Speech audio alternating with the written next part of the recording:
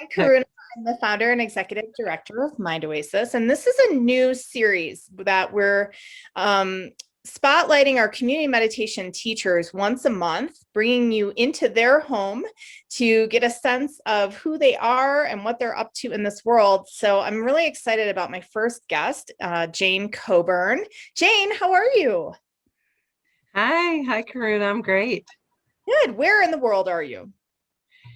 I am in the mountains of North Carolina, and right now I'm out on my porch, my screened-in porch. I spend a ton of time out here. It is my happy place for sure. Good. Tell us a little bit about your family and your world. Okay, well, I live with my husband and right now my 22-year-old son who's about to go to graduate school. And then I have another son who lives right next door to us in a little house that we built him. He's autistic and wanted to live on his own, but can't completely live on his own, needs help. So we're about 20 seconds away and it's been great. He's a great little next door neighbor. Awesome. And I know that recently you took a really beautiful trip. Do you want to tell us a little bit about the trip and about why you went? Oh, wow. Yes. We just got back from the most amazing week-long trip we went to Yellowstone National Park and then we went to the Grand Tetons National Park. And the reason we went is because my younger son graduated from college last May and we told him we'd take him on a bucket list trip. Where did he want to go? And he picked Yellowstone. Um, and then COVID happened, so we weren't able to go. And so a year later, we just went this May to celebrate his graduation. And it was absolutely amazing. We all love to be out in nature and um, I don't know, found out that we love to stare at bubbling mud, hot bubbling mud. You had a lot of pictures of big animals. I feel like you saw it all. Yeah, we saw a black bear with two cubs, and the cubs were climbing up the trees. It was so cute. And then we saw a grizzly bear and a cub, um, tons of bison, lots of baby bison, some elk, antelope, one moose. It was awesome. So cool. Jane, how did you come to Mind Oasis? Um, well, I had been meditating on and off for about 10 years, but never found a consistent practice. And then an acquaintance of mine was offering a Kundalini yoga class on Mind Oasis in the fall of 2019, and that kind of piqued my interest. So I took that course and then started getting your emails because I had signed up for that course. And in March of 2020, when COVID hit, I don't know, I got one of your emails and I thought, you know what, I'm going to jump on this community meditation. I need some kind of a connection through my meditation. And so I jumped on and that was it. I fell in love and I just loved the community and everyone was so welcoming. And the more regularly I showed up, I started to get to know people and see familiar faces and just started feeling a part of the community. I loved it. And it's been the most consistent I've been with meditation since joining Mind Oasis. And recently you've had a couple of IRLs in real lifers with community members. Can you talk about that? Yes, yes. Well, I took the meditation immersion intensive to become a guide meditation. And one of my classmates, we all developed an amazing bond in that class. And it's a 6-month course. And so we got to know each other really well online. And then when we were just in Montana, to Yellowstone, I got to meet one of my classmates, Turi, in person. And that was so much fun. And it's amazing how immediately, even though we had never met in person and we only knew each other through Mind Oasis, how immediately the connection was there. And we're so happy to see each other and hugging. And then a fellow community meditation member Purette, lives in Idaho. And I just happened to mention one morning in community meditation that we were going out to Yellowstone and the Tetons. And she said, "Oh, I live right by the Tetons." And I said, "Okay, I'll hit you up." And we ended up having breakfast together in Idaho. And same thing as Turi, it was just like immediate connection when we met each other in real life. And I think that really shows how connected you can feel online, just, showing up and meditating with people regularly. So it was fun. I'm hoping to have more of those in the future. Absolutely. And then, Jane, can you talk a little bit about what it means to you to be a guide, to be a community meditation teacher? Oh gosh, I love being a community meditation teacher. And I think, well, I love a lot of things about it, but I think the biggest thing I love about it is that meditation and community meditation and Mind Oasis has transformed my life and helped me in so many ways. And so to be able to connect with other people and bring that to other people and serve other people in that way, and the idea that their lives might be transformed in just a little bit because I'm guiding them in meditation is just really beautiful and exciting. And I love that. How do you think that having a consistent practice has changed your life? I think you mentioned that it has. Mm-hmm. I think in the biggest way, it's been, so when I'm on my cushion and I'm meditating and the thoughts come in, because your mind's always going to wander and the thoughts are always going to come in. And the misconception is that you're emptying your mind, but really it's all about that these thoughts are coming and you're letting them go and focusing back on your breath. The more I do that on my cushion, the more I'm able to do that in my real life. So I like to say it creates what I call a sacred pause.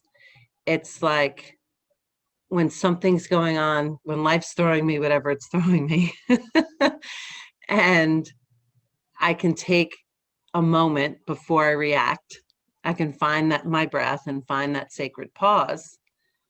Then I show up in a much better way to whatever I'm reacting to.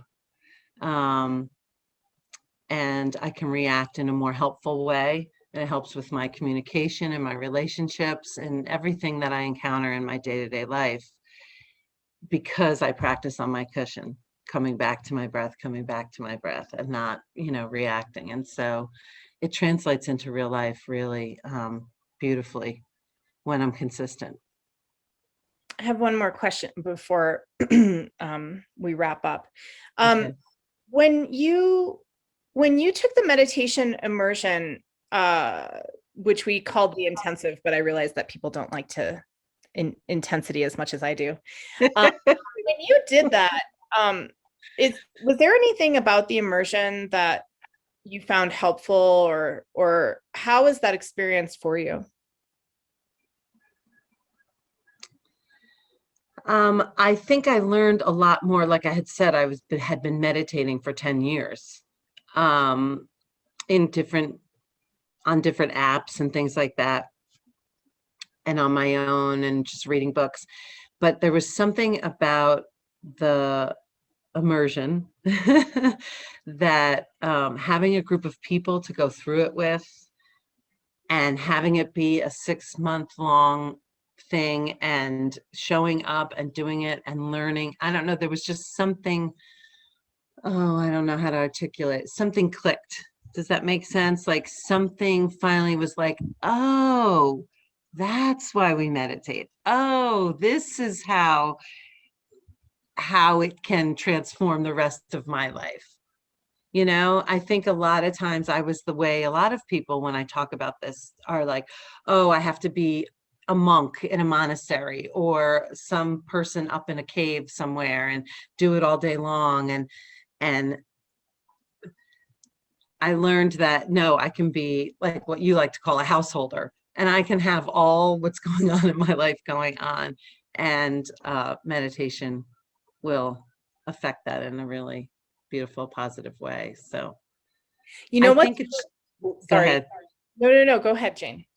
I just was going to say, I think it just, I don't know, there was just something about, I think immersion's a good word, immersing myself, like really just saying, I'm going to immerse myself in this and I'm going to study with these people and learn and grow with these people. There was something about that, that then, like I said, the click, just something, everything kind of fell into place and it just enhanced my meditation practice and how that then affected my life hugely. What occurred to me as you were saying that is it's almost represented in the three jewels of the Buddha, the Dharma, and the Sangha, because you as the person have the potential to awaken to the power of a meditation practice, which would be the Buddha jewel. And the Dharma jewel is all about the teachings. So, there were teachings that you took in and were able to then apply to your meditation practice. And then the Sangha, your group or the community, your group got very close with one another and supported one another, not just in your meditation efforts, but in your life efforts through those 6 months as well. And to witness how you all support each other still today is really sweet. Oh yeah, I mean, the meditation immersion ended in early March and we're all still texting and WhatsApping and meeting up in real life and all of those things. So we did definitely build a really strong Sangha, a really strong group. So my last question to you is, what's your truth? Oh gosh, what's my truth?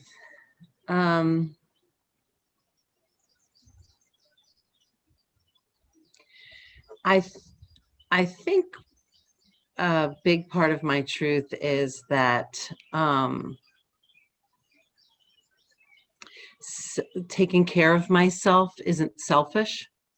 And that was something I needed to learn, later in life, that if I can do the things every day that I know help me to regulate my nervous system, to help me be more present in each moment, if I do those things and take that time for myself, then I can show up present for my family, for the world, for whatever shows up.